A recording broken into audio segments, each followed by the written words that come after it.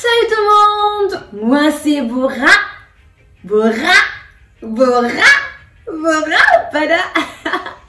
Vous m'avez tellement manqué, je sais que je vous ai aussi manqué. Ah bah ouais, Bora Pada est de retour. N'oubliez pas de vous abonner si vous êtes là pour la première fois, d'activer la cloche de notification et de suivre mes précédentes vidéos car c'est vraiment très important et très instructif. Je vous dis la vérité, rien que la vérité. J'espère que vous allez tous bien. Moi je me porte à merveille et aujourd'hui nous allons parler de quoi?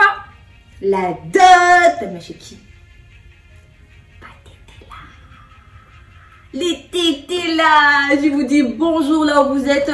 Tous les tétés là, je vous dis bonjour. Là, vous vous trouvez en ces moments. Bonsoir, bonjour, bon après-midi, bonne journée, bonne matinée. Tout ça pour vous. Et je suis très contente. Hein. Je suis très contente de revenir et de m'asseoir là et de vous parler. Vous m'avez tellement trop manqué. Salut tout le monde. Ça m'a manqué en fait. Je disais ça quand je dormais. Salut tout le monde. Parce que c'est là, c'est dans ma tête. Salut tout le monde.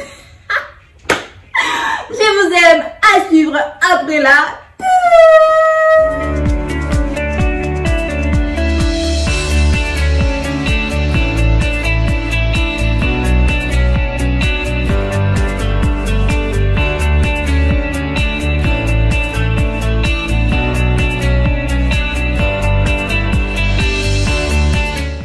Les Batétés là sont les Bantous qui occupent actuellement l'espace Sonkourou.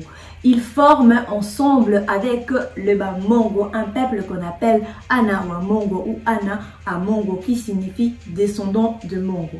D'ailleurs, le premier, en fait je suis en train d'animer là. Les premiers ministres de la République démocratique du Congo fit un Mutete là au nom de Patrice Emery Lumumba, que son âme repose en paix. Comme dans toutes mes vidéos, je vous apprends quelque chose de nouveau sur l'Afrique et sur la culture congolaise. Aujourd'hui, je vous apprends cette phrase. Ana Tete là, qui est Mafume. Vous devez savoir que Ana veut dire tout simplement enfant ou soit moine. Donc cette phrase signifie l'enfant d'un tété là n'est pas un esclave. Tété là, moi na tété là, azali morumbu te mangala. Mais pourquoi cette phrase? Si tu veux savoir pourquoi cette phrase, vous savez qu'est-ce que vous devez faire? De suivre cette vidéo jusqu'à la fin. Bah oui, de suivre la vidéo jusqu'à la fin. Merci. Pourquoi cette phrase? Premièrement, vous devez savoir que les Batétés là sont un peuple guerrier et sanguinaire.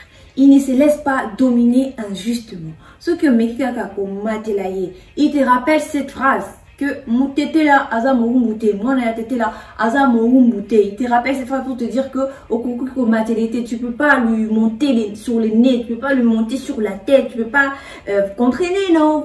Vous ne pouvez pas. Mutete là.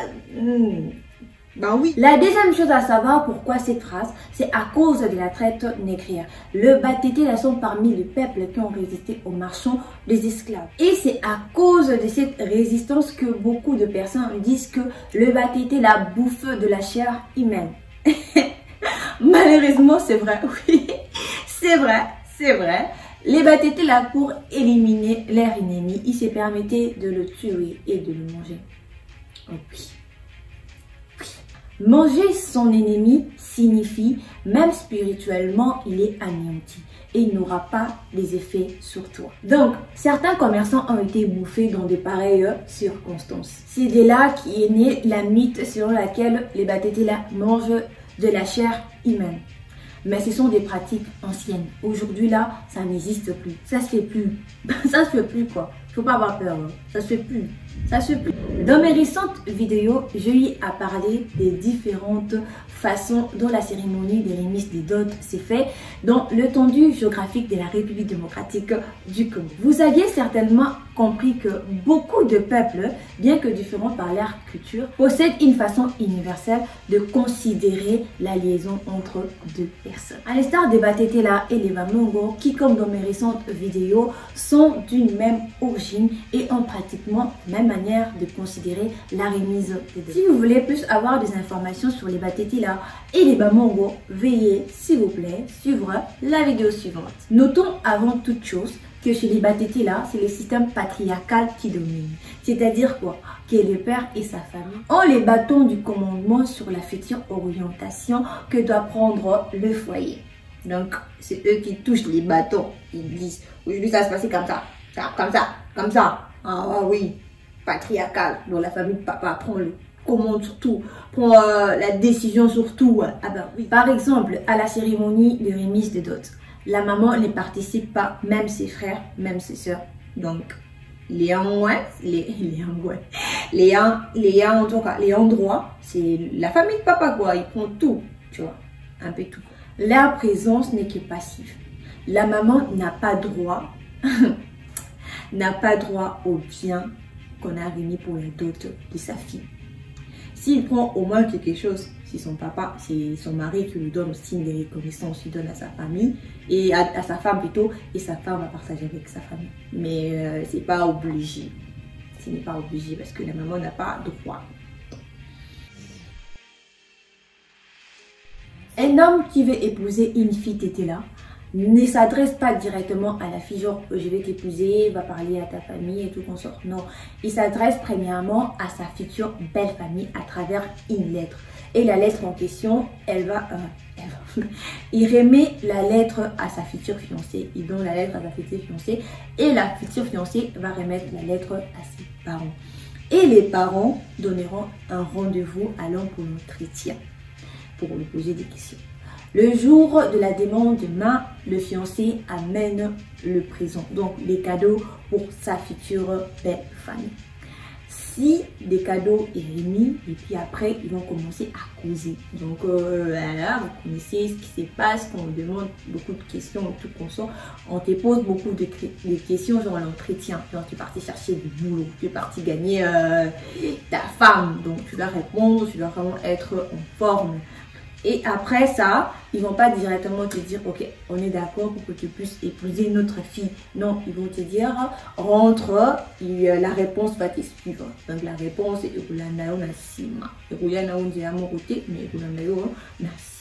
et quand la fiancée remettra la lettre à son fiancé, le fiancé viendra avec sa famille pour discuter la dot.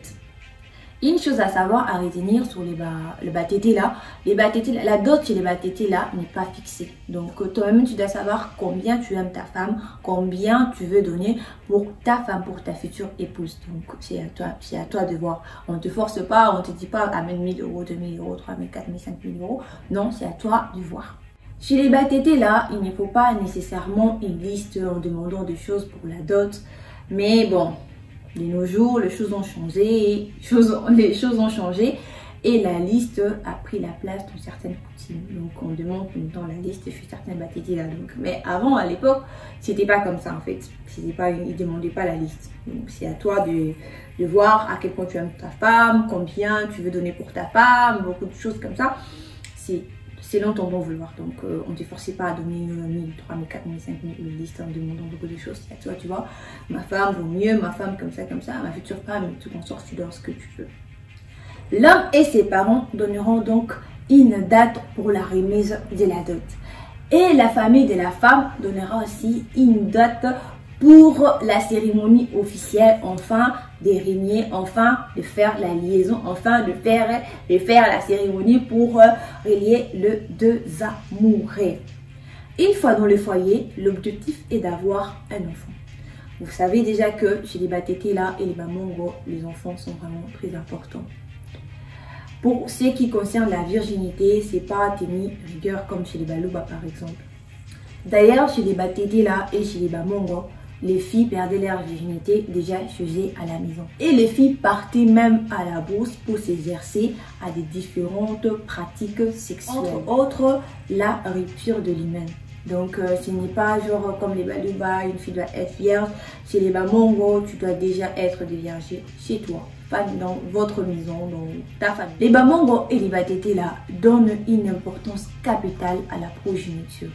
Donc, raison pour laquelle il fait de toutes les façons, de toutes les manières, de toutes les forces, afin que leur fille et leur fils puissent être préparés sexuellement. Chez les Batete, là, si un homme n'arrive pas à avoir des enfants avec sa femme, on lui donne une autre femme. Ça peut être la sœur de sa femme ou soit une cousine de sa femme pour enfin que l'homme puisse avoir deux enfants. Si l'homme n'arrive toujours pas à avoir des enfants, alors l'homme perd sa valeur dans la famille. On dit que l'homme qui n'arrive pas à faire des enfants ne sert à rien.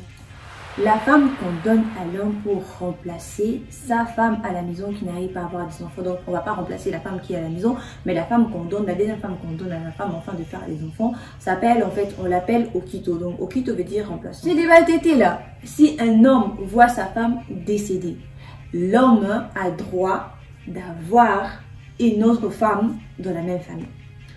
On va lui proposer la petite sœur ou la cousine. Si la femme n'avait pas de petites soeurs, on peut lui proposer des cousines et tout comme ça.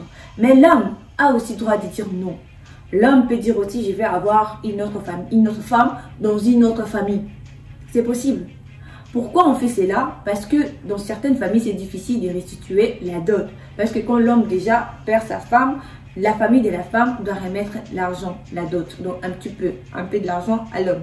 Et si la famille n'a pas d'argent, il fait quoi? Il donne la femme à l'homme. Et la deuxième raison, c'est ils disent que la maman, la petite soeur de la maman traitera mieux les orphelins. Traitera mieux les orphelins parce que ils ont dit que ok, si les enfants grandissent avec une autre maman, une autre femme, les enfants seront peut-être maltraités et ça sera mieux que les enfants puissent être traités par leur tante, la petite soeur de la maman. Et la troisième raison, c'est enfin que le sang reste dans la famille, l'union là, que les enfants, les orphelins auront avec le frère de leur papa en mettant au monde avec leur tante. Donc ses frères là, ses soeurs et ses frères et tout. Et c'est ça la raison. Toutefois, vous devez aussi savoir que le deuxième mariage sera entièrement financé par la famille de la femme. Ils vont juste prendre le bien qu'on a donné pour la première femme et faire épouser ça la deuxième femme. Chez les Batete là, ils ont encouragé à l'homme d'avoir plusieurs makango avant de se marier. Pourquoi? Parce que avec ça, ça prouve que tu es l'homme. Ça prouve que tu es fort. Ça prouve que... Chez les Batete là, ils préparent déjà, dès la naissance, la fille apprend déjà à être mère. Ils préparent déjà leur fille à bien s'entretenir, à être attirante pour le futur marié. Donc, on les fait des massages, enfin que la fille puisse avoir une belle taille. Tu vois, on les met de manière à looker, tout le collier. Et la maman s'occupe de ça. Avec des massages, avec des produits, avec des trucs, enfin que la fille puisse être en forme. Parce que c'est important, chez les Batete là, que la fille ou la femme puisse être bien formée avant son mariage. Chez les Batete là, les femmes ne se mettent pas entre elles. Raison pour laquelle c'est vraiment très rare de voir une femme Tété là douter sur la parole d'une autre femme Tété là. Chez les Batete là, les cuisses, les ventres, le dos a été tatoué. Donc, si tu trouves une fille Tété là avec des tatouages, ne t'étonne pas. C'est une marque de beauté et de féminité dans leur culture. Chez les Batete là, un homme peut dire à sa femme l'envie de trouver une autre femme. Donc, genre, il s'est mis là, ma femme, tu sais, je vais avoir une deuxième femme et tout.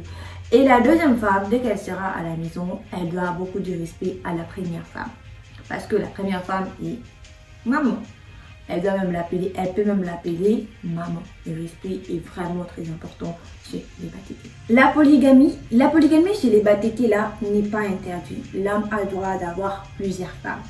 Mais si l'homme meurt, son enfant, qui est aussi Okito, peut prendre tout le bien, héritera le bien de son papa, voire même les femmes de son papa, sauf sa maman, ce qui est logique, donc pas sa maman, mais tous les biens de son papa, toutes les femmes de son papa, l'homme, le fils aîné, héritera de tout cela.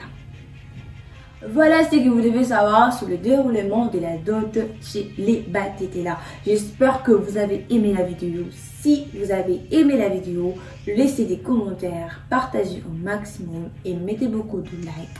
Bourapada a besoin de vos soutiens parce qu'elle est là pour vous et elle aimerait que vous soyez là aussi pour elle. C'était Bora Pada et je vous dis au revoir. À la prochaine pour une autre vidéo. Bora aujourd'hui, Bora forever.